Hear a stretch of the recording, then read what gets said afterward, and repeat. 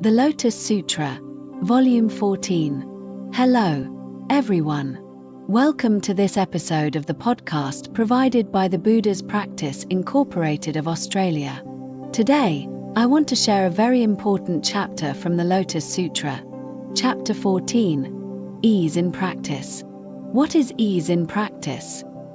It's the ability to serenely and joyfully expound the Lotus Sutra, even within this troubled and defiled world.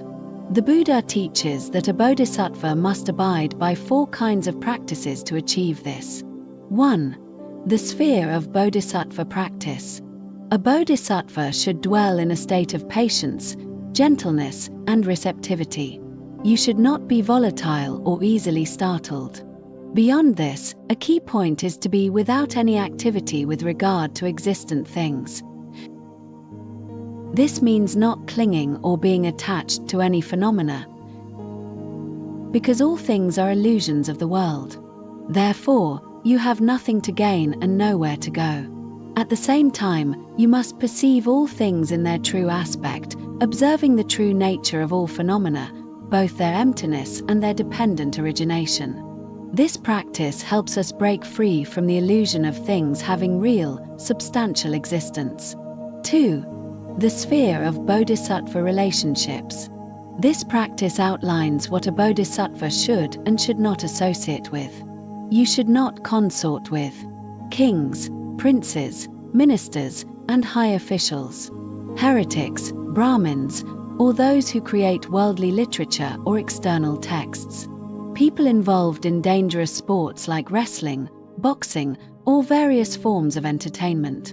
Those who kill for a living, such as hunters and fishermen, or those who raise animals for slaughter. Regarding women, you should not generate thoughts of lust while teaching them the Dharma.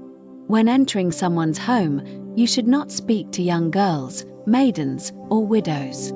You should also not be intimate with the 5 kinds of non-men. Furthermore, you should not enjoy keeping young disciples or novices. When you have no particular business, you should practice meditation in a quiet place to control your mind. These are the relationships and environments a bodhisattva must carefully avoid, especially when their stability and wisdom are not yet fully developed. By doing so, they can avoid self-inflicted vexations and keep their resolve to walk the path firm. 3. The sphere of perceiving the emptiness of all dharmas. This practice requires us to contemplate the fundamental nature of all phenomena and realize their inherent emptiness. All things arise from causes and conditions, based on their self-nature, which is the only thing that's real.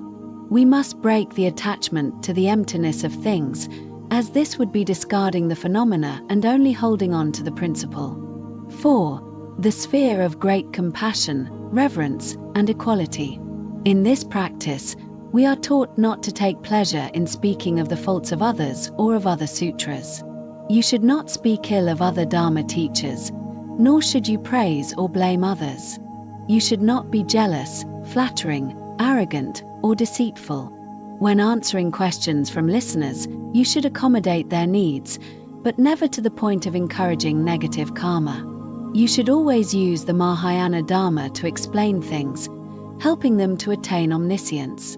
You should awaken a heart of great compassion for all beings, a desire to relieve their suffering. You should cultivate a heart of great kindness toward all Dharma disciples, whether lay or monastic.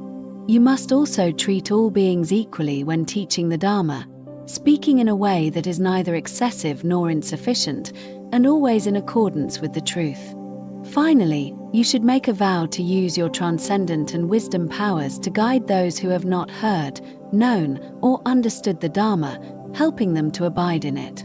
The wonderful benefits for those who uphold the Sutra. By practicing these 4 kinds of ease, one can receive wonderful benefits. Freedom from anxiety and mental suffering.